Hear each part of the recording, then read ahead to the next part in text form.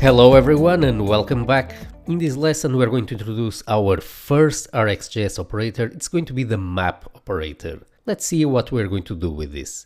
We are going to be calling here again the same /API/courses URL, and we are going to retrieve this data and we are going to transform this data into a list of courses. What we are going to be doing is we are going to take the HTTP observable that we have defined here, and from this observable we are going to define another observable called courses. This courses observable is going to emit as values arrays of courses instead of the exact payload that came from the server. Let's have a look here at the documentation of the map operator. So as you can see, this is the original stream of values that we will be mapping.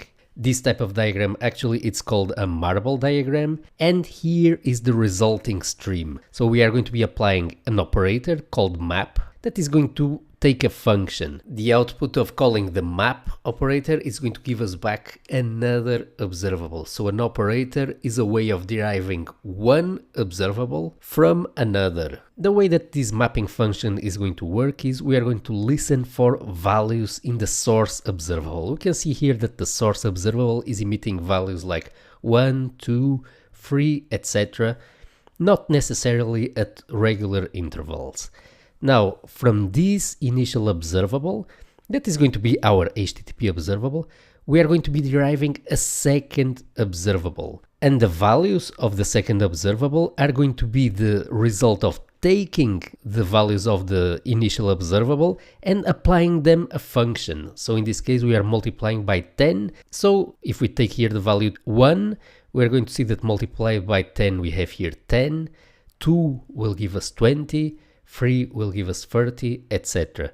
So all values of the output observable are the result of applying this function to the values of the input observable. The result of the output observable is going to be a sequence of values which is 10, 20, 30, etc. So let's see how this works. We are going to go back here to our application, and before going any further, we are going to extract here this code into a separate function, because we will be creating multiple observables here throughout our course. So let's create here a function, create HTTP observable, that is going to take here as input parameter a URL. This function is going to return here this observable that we have created here. So let's take here this definition of the observable and let's return it here as the output of this function. So it's a function that takes a URL, creates using the fetch API an HTTP observable and returns it. This function follows the observable contract as we have described before. So now we are going to take this function and we are going to apply it here to the following URL /API/courses. This way we have extracted here this logic into a function that we can easily reuse later. In order to make it simpler to reuse this function, we are going to take it from here, from this component, and we are going to copy paste it here to this util file that you already have available. This way we have it here in a separate file where we can reuse it in multiple components of our application. So now we have defined here create HTTP observable, we simply have to import it here in the about component in order to use it. Let's now take the HTTP observable and we are going to map it. So how does this work? How are we going to define here a courses observable based on this HTTP observable? Whenever we want to derive new observables from existing observables, we need to use one of the RxJs operators. For that, we are going to be needing the pipe function.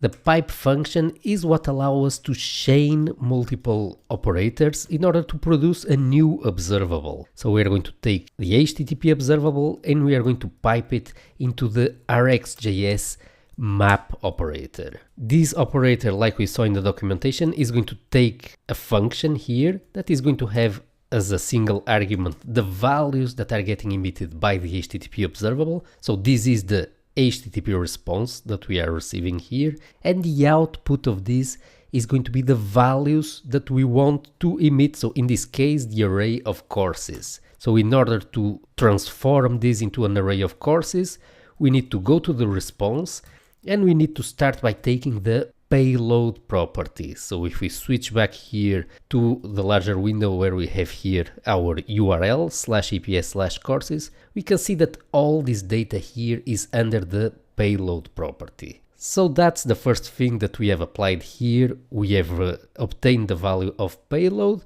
and now we are going to take all the values of the payload object. We are going to turn the values into an array, and for that we are going to use standard JavaScript. We are going to apply here object.values.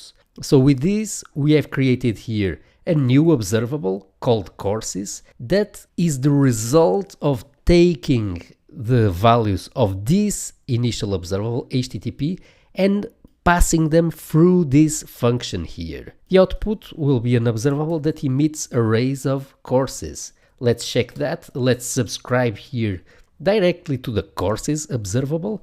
We are going to print here the courses to the console. Let's now try this out and see if everything is working. We are going to reload our application and we're going to open here the console. So as you can see, just like before, we have here one observable that emitted only one value and then completed, as you can see here, but now the value emitted is not an HTTP response.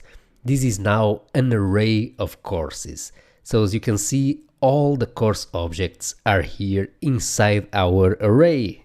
As we can see, representing an HTTP request as an observable is a great way to have all these multiple RxJs operators available to combine multiple HTTP requests.